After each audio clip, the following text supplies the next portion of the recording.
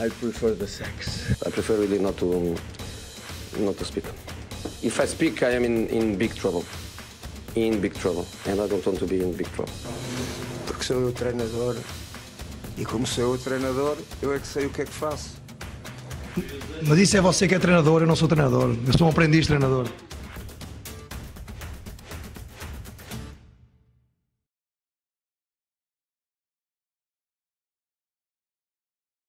Olá a todos, sejam bem-vindos a mais um episódio da Visão de Jogo. Hoje tenho comigo o Mr. Ricardo Pessoa. Mister, antes de mais, muito obrigado por ter aceitado o convite. Espero que goste aqui da conversa e espero que nos traga algumas daquilo que são as suas ideias e daquilo que é o seu percurso. Boa tarde, antes de mais eu é que agradeço o convite e é sempre um prazer poder estar aqui e falar sobre futebol contigo. Espero que seja agradável para quem nos estiver a ouvir e a ver. Certamente será. Mister, queria lhe perguntar um bocadinho já agora daquele que foi o seu último projeto, Lusitânia dos Açores, ok? Queria lhe perguntar quais são as principais dificuldades em subir uma equipa que no fundo é das ilhas. Quais são as principais dificuldades?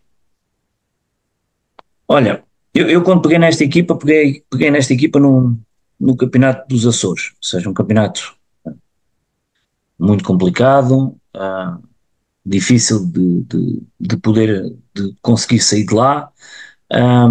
Depois, no Campeonato de Portugal,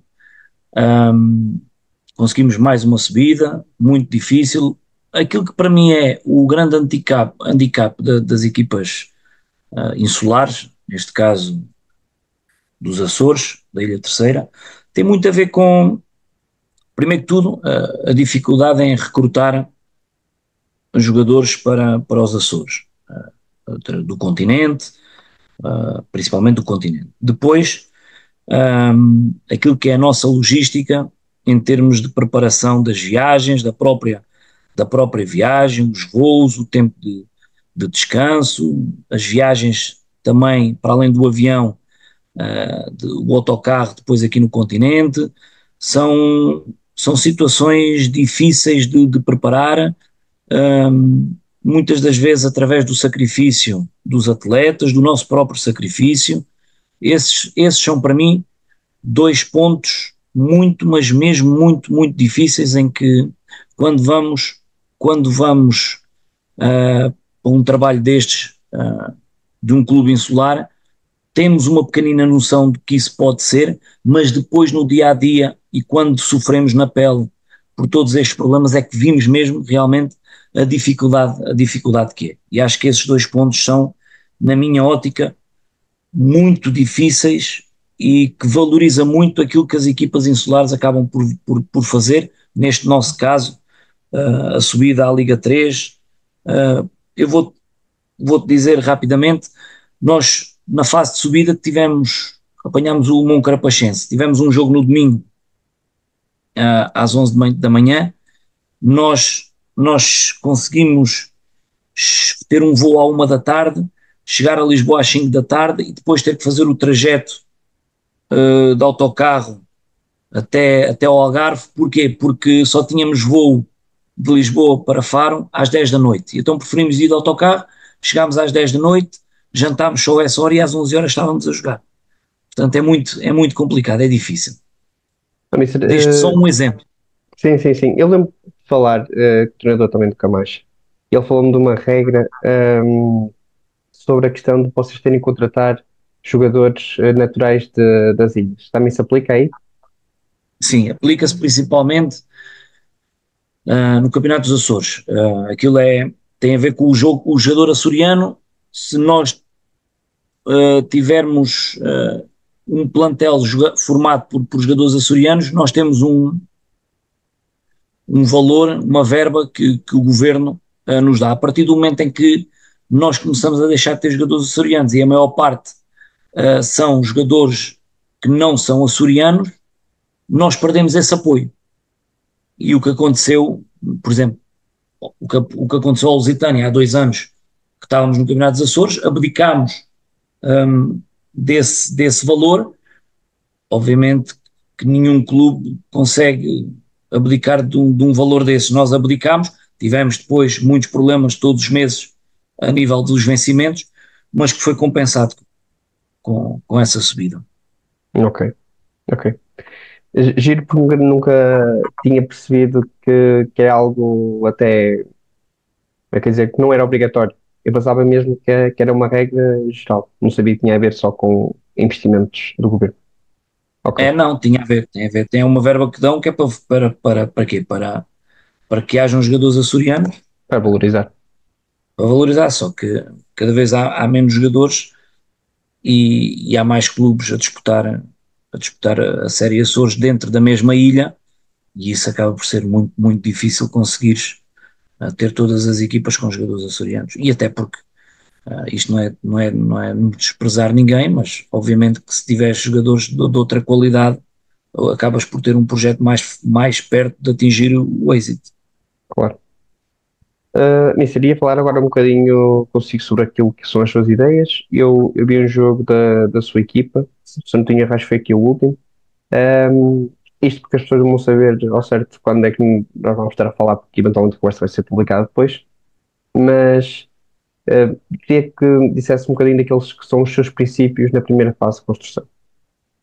Aquilo que defende. Os nossos princípios da primeira fase de construção, acima de tudo, é tentarmos conseguir ligar curto, termos jogadores em zonas posicionadas no espaço, entre linhas, entre o adversário, acima de tudo termos paciência em ter bola, de conseguirmos atrair o adversário às zonas que nós queremos, para depois conseguirmos libertar os jogadores entre linhas em espaços que nós entendemos que são fundamentais. E acima de tudo, para além de atrair, termos muita paciência. As minhas equipas têm que ter muita paciência nessa primeira fase, para ter bola, coragem para ter bola, para atrair os adversários, para depois conseguirmos libertar o espaço entre linhas, principalmente nas costas da linha média adversária. Nós construímos, temos duas formas de construir, a 4 e a 3. Durante 2 anos construímos sempre a 4 com os laterais baixos.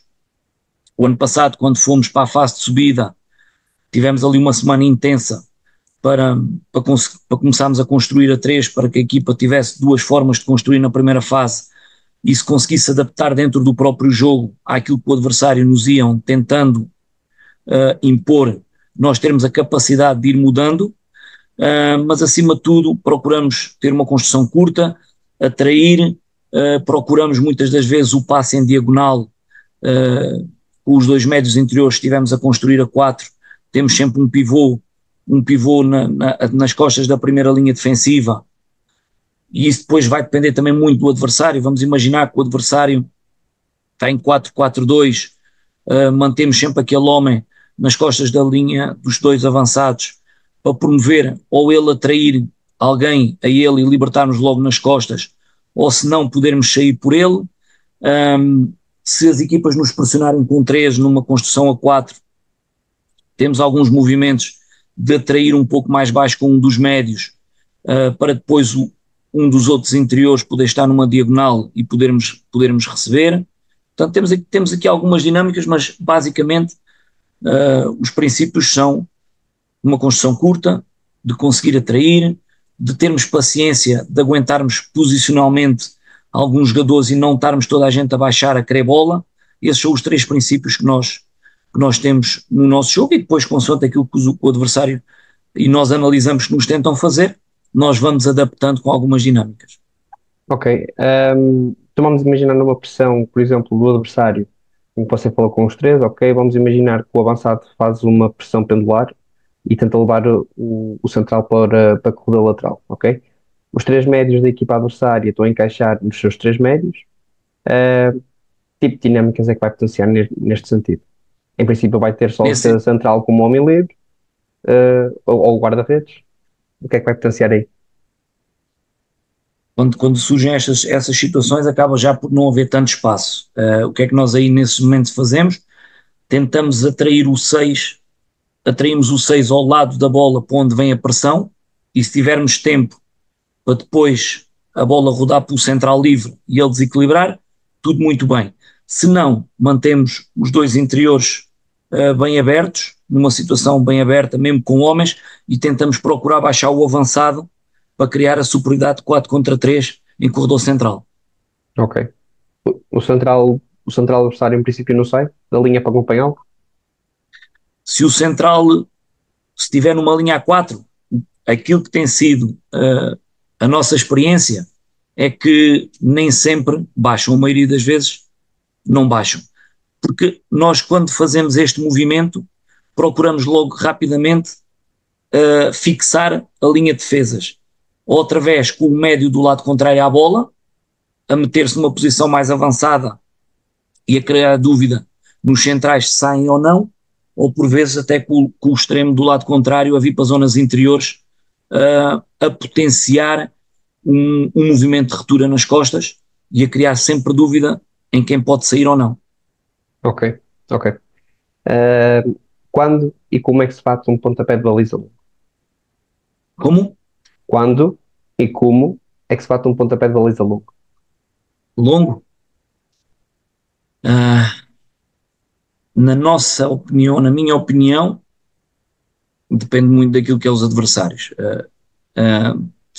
Por exemplo, eu vou dizer que o ano passado testámos um pontapé de baliza longo com aquilo que eram as características do adversário, uma defesa que não era muito rápida e que procuravam marcar homem a homem na saída do pontapé de baliza.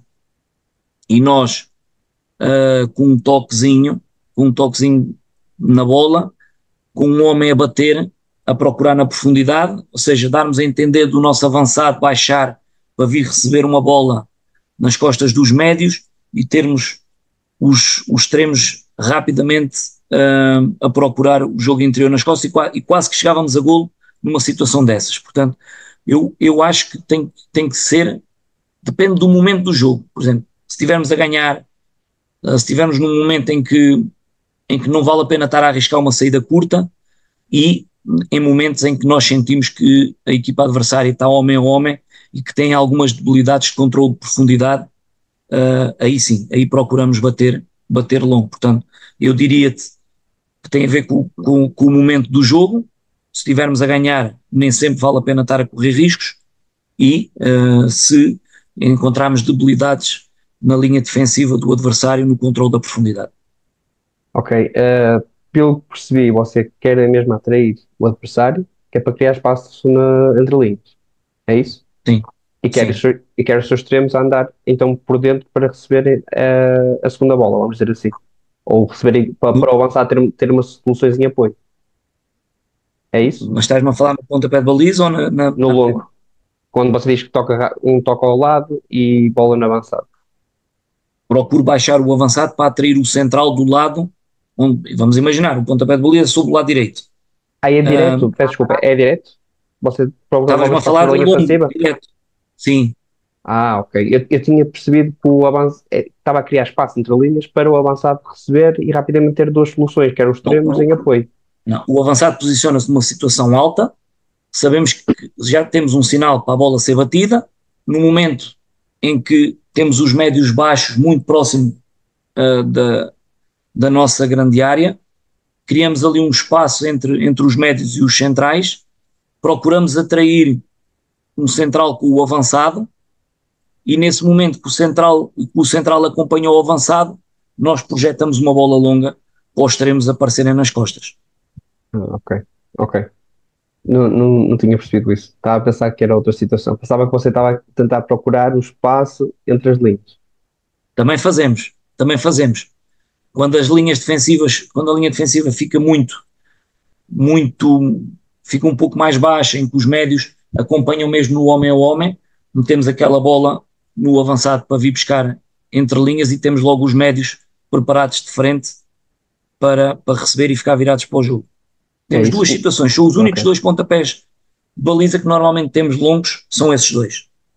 Agora, nesse pontapé de baliza, você quer os seus médios baixos e que rapidamente rodem, ou quer já preparados para receber? Não, é isso mesmo, quer e os baixos, a partir do momento, lá está, temos um sinal, eles sabem à partida quando é que isso vai acontecer, a partir do momento em que a bola sai, eles rodam rápido para estarem de frente. Ok. nunca há uma indicação de que a bola pode cair naquela zona. A indicação é sempre que a bola vai sair curta. Ok. Ahm, Pergunto-lhe uma pergunta muito específica, que costumo fazer várias vezes a vários treinadores, que é como é que se ultrapassa um bloco baixo? Daqueles blocos mais coesos, mais difíceis de ultrapassar. Eu, eu tenho duas premissas para mim muito importantes para isso. A velocidade da circulação da bola e, na minha opinião, muita mobilidade. Portanto, nós quando jogamos no ataque posicional, principalmente nesse momento que tu me estás a falar, obrigatoriamente tem de ser um ataque posicional. Mas se não houver mobilidade, se não houver trocas posicionais, dificilmente consegues desfazer uma organização de uma defesa que está baixa, porque se a gente não os fizer mexer, se a gente não os fizer sair de posição, se a gente não os atrair, eles vão continuar lá. Portanto, a circulação da bola tem que ser rápida, com qualidade, e depois tem que haver trocas posicionais e mobilidade de quem ataca. Nós temos algumas coisas preparadas para isso, obviamente que todos os jogadores sabem os posicionamentos que nós queremos em ataque posicional. Num momento desses em que, à partida, tu tens o controle do jogo, basicamente, estás-me a falar num momento desses, não é? Sim. Toda a gente sabe que aquele espaço tem que estar ocupado. Agora, quem o vai ocupar ou quem vai aparecer lá, eles depois, com aquilo que nós vamos trabalhando, eles percebem que, independentemente de quem lá esteja, aquele espaço tem que estar ocupado. Vamos imaginar que num momento desses não precisamos estar a construir a 4, construímos a 3. Se construir com um dos laterais, o meu extremo pode estar aberto, mas pode haver situações em que o meu extremo, porque está a jogar de pé contrário, vem para dentro, pode ser o interior que aparece por fora, e depois tem que haver sempre momentos de ruptura e de mobilidade. Eles, desde que estejam as zonas ocupadas, dentro da mobilidade da equipa, se é o extremo que está aberto por um momento, se a seguir é o médio que está aberto por um momento, se o avançado saiu para vir buscar, nós sabemos que alguém tem que aparecer lá naquele posicionamento, e tem sido um bocadinho através disso nós trabalhamos essas situações de atacar blocos muito baixos. Ok. Olhando um bocadinho também agora mais para a perspectiva defensiva, pergunto-lhe, se tiver dois centrais rápidos, dois ou três centrais rápidos, dependendo do sistema que vai jogar, mas se tiver centrais rápidos, vai pressionar sempre alto, mesmo em pontapé, principalmente em pontapé de baliza? Sim. E agora pergunto-lhe o contrário, se tiver centrais lentos, vai continuar a mesma a pressionar alto? Tento. Tento, sim, senhora. Tento.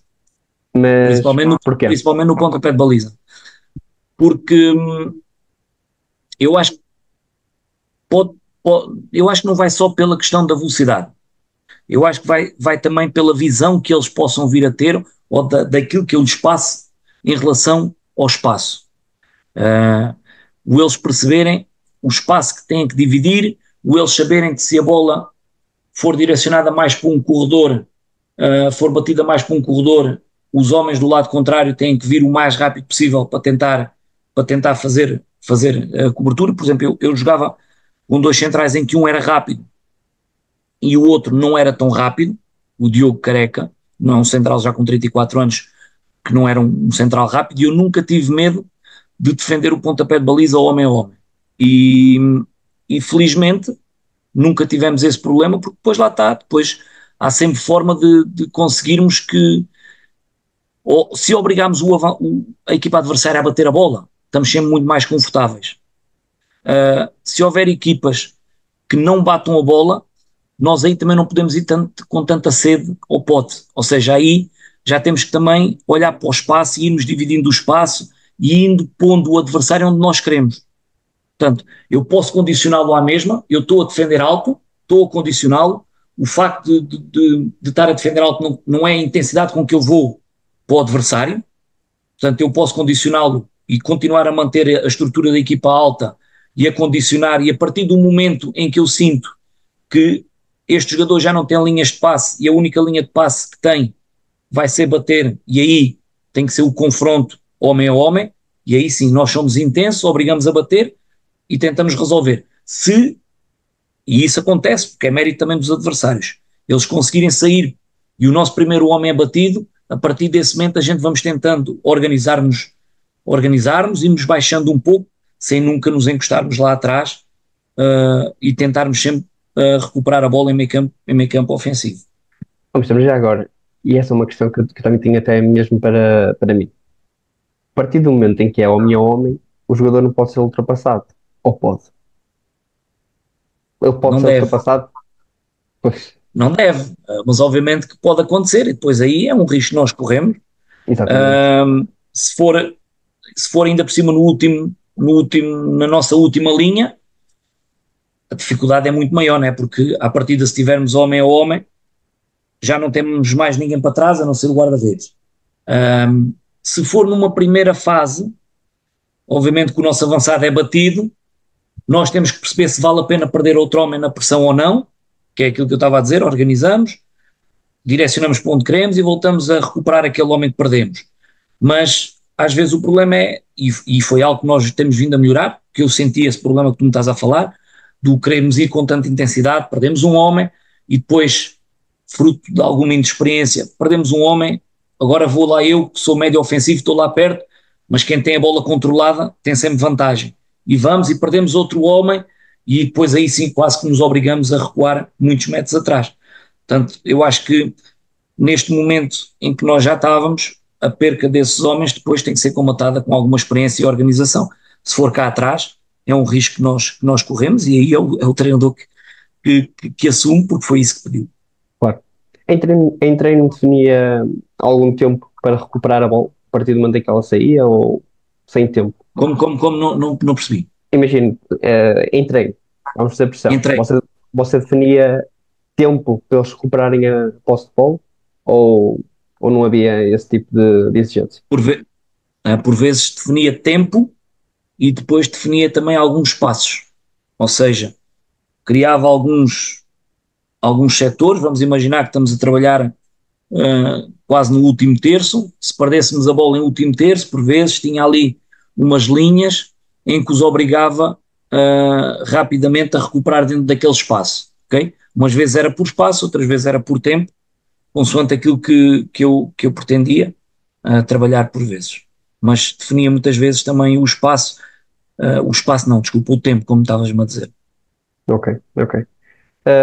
Mister, falando também aqui um bocadinho das transições defensivas, o que é que você defende relativamente a isto? Eu sei que é um momento de jogo até de algum caos, não é? Como é óbvio, mas dentro deste caos, o que é que você defende? Tem princípios definidos para, sei lá, para setor ofensivo e setor defensivo? Tem princípios para meio campo ofensivo e meio campo defensivo?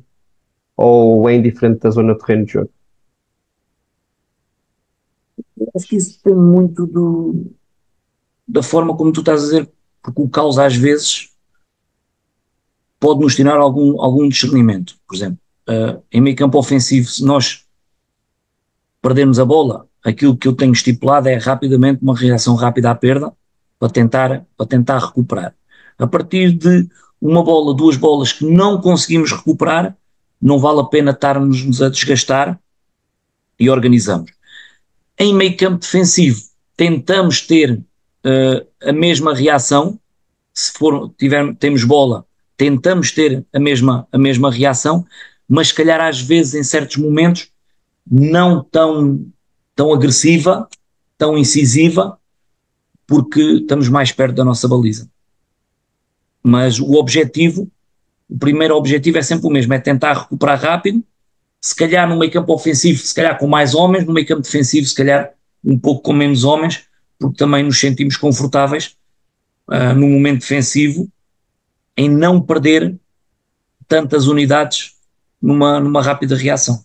Exato. Ok. Já agora ainda Já também... percebeste? Sim. Eu nem lhe vou perguntar se você considera a falta como peça fundamental disso, porque eu quero acreditar que sim. Não é? A falta? Sim. Porque a falta é um tipo de transição, no fundo. E acredito muito nisso e vou-te dizer que foi algo que do primeiro jogo com a Académica, falando desta época, do primeiro jogo da Académica para o jogo do Caldas, eu pedi exatamente isso, porque no jogo com a Académica nós sofremos 17 faltas, ou seja, a Académica parou-nos muitas das vezes nesses momentos, e nós fizemos 7 faltas em 90 minutos. O que é pouco. O que é pouco. Na minha opinião, não é. Quando eu digo que é pouco, vamos lá ver, que é para as pessoas às vezes não me interpretarem mal. Eu não quero que a minha equipa esteja constantemente a fazer faltas e a parar o jogo. Eu acho é que têm que ser inteligentes para parar o jogo também como nos param a nós. Exatamente. E para não sofrermos tantas transições, que é talvez dos momentos onde haja mais faltas técnicas. E, portanto, nós fizemos 7 faltas e eu avisei os meus jogadores e disse, olha, fizemos 7 faltas. Para este, em qualquer contexto, mas para este contexto, nós gostamos de ter bola, não vamos conseguir recuperar sempre após a perda, mas há momentos que a gente tem que fazer faltas. A gente fazer 7 faltas durante 90 minutos não dá uma falta a cada 10 minutos do jogo. E esse jogo teve 100 minutos de jogo. Portanto, é fazer um rácio de quantas transições levou e das faltas que fez. É isso. Mister, ainda continuando um bocadinho também ainda no aspecto defensivo. Bolas paradas defensivas, o que é que defende? E, em concreto, vamos especificar nos pontapés de canto. Defende Zona marcação mista? Misto. Ok. E diz, desculpa. Não, ia-lhe perguntar se prefere deixar um ou dois jogadores para transições, se coloca todos os jogadores dentro da área. Tento deixar 2 homens para transição à entrada da área. Normalmente os meus jogadores mais rápidos, principalmente quando os adversários se posicionam na cobertura ofensiva em 1-2 e que só deixam um homem atrás, eu procuro deixar 2 homens à entrada da área.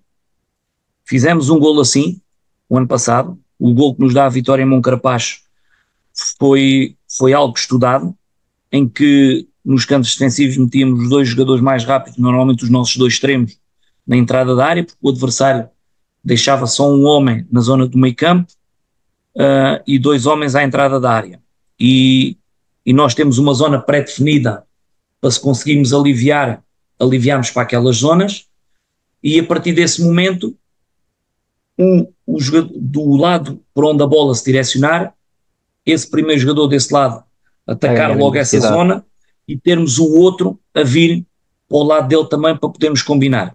E fizemos um gol em Moncarapaz numa situação destas, mas à partida aquilo que nós defendemos é zona mista, até porque eu acho que hoje em dia já se está a ver muito o homem ao homem, mas às vezes o homem ao homem, é assim, todas têm prós e contras. Eu vou-te dizer aquilo que eu acho que são os contras de um homem ao homem. O homem ao homem basta uma distraçãozinha, basta não seres tão ativo, porque quem ataca vai ser sempre o primeiro a ter o estímulo, e quem está a defender vai sempre demorar algum tempo para reagir. E essa para mim é uma das grandes dificuldades e dos contras que eu acho na marcação homem a homem. Ok. Mister, corrija-me aqui se estou enganado, mas você treinou com o António Folha, com o Paulo Sérgio. Pergunto-lhe o que é que cada um deles de melhor lhe ensinou. Eu acho que tanto um como o outro tirei ilações positivas. O Folha é um treinador que tem uma ideia de jogo mais parecida com a minha, ok? Portanto, é mais fácil retirar algumas coisas porque me identificava mais com o seu modelo, com a sua ideia. Mas o Paulo tendo ideias diferentes, obviamente que também absorvi algumas coisas em termos daquilo que são o processo defensivo mais para o Paulo, o processo ofensivo mais com o Folha, dividindo bem esses momentos, e depois são duas pessoas com capacidades de liderança diferentes, com metodologias de treino diferentes, e eu tentei absorver de um lado e do outro e perceber também aquilo com que eu me identificava mais ou que me identificava menos, mas principalmente com o Folha mais relacionado com o processo ofensivo, com o Paulo mais relacionado com o processo defensivo. Ok. Sentiu que existiu uma diferença na forma como comunicava com os jogadores entre Primeira Liga e Campeonato de Portugal? Sim, posso dizer que sim. Quando nós chegamos lá em cima, ou quando estamos lá em cima, ah, são jogadores já com alguma tarimba, jogadores que já passaram ah, por contextos às vezes até mais altos que a Primeira Liga, ou com clubes, por clubes maiores do que aqueles que era, por exemplo, o Portimonense, e aí os jogadores já têm, não é que sejam, vamos lá ver, não é que saibam tudo, mas já têm outro tipo de conhecimento. Já têm outro tipo de conhecimento, até para aquilo que são as vivências deles, pelos treinadores que tiveram. É normal que já percebam e que já olhem muito para aquilo que é o treino, para aquilo que é o jogo de outra forma, que se calhar no Campeonato de Portugal ainda não o fazem. Não porque não saibam, ou por isto ou por aquilo, mas também porque estão ainda numa fase de crescimento e de adquirir todos esses processos. Na minha opinião, tem muito a ver com isso, porque têm mais conhecimento, viveram experiências, eu não queria usar a palavra experiências mais ricas, porque parece que estou a desvalorizar aquilo que é feito cá em baixo, mas se estão lá em cima é porque são melhores jogadores, é porque tiveram melhores treinadores, não quer dizer que cá em baixo não haja, mas isso tudo faz alguma diferença naquilo que é a leitura e identificação do jogo. Mister, chegamos então àquela parte em que eu lhe pergunto se você prefere uma coisa ou outra, ok? 4-3-3 ou 4-4-2? 4-3-3. Um bom médio defensivo ou um bom 10? Um bom médio defensivo. Extremos normais ou extremos invertidos? Invertidos.